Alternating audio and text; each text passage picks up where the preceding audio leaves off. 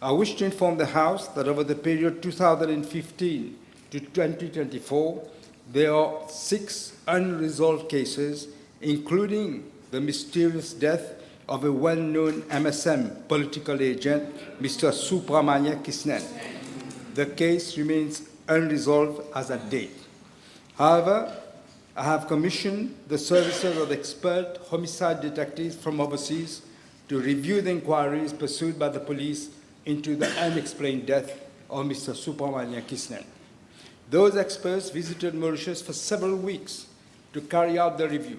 They have reported, and as we suspected, that the initial police investigations and inquiries were seriously deficient.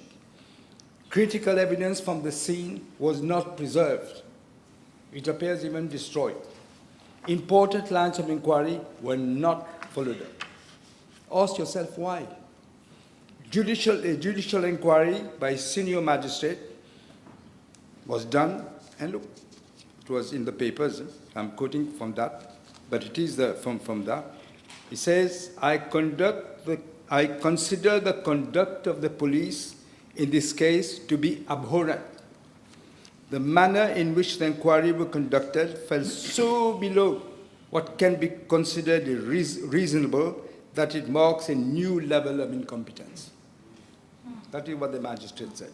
After the initial review, that is the overseas experts, which has included seeking the expert opinion of an international forensic scientist specialist specializing in death by fire.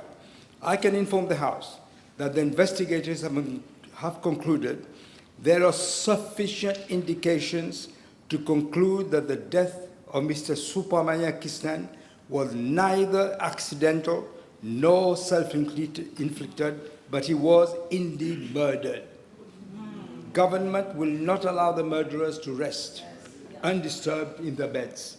I can announce that the investigation into the unlawful killing of Mr. Soopramanien Kistnen will be formally reopened next month, and that the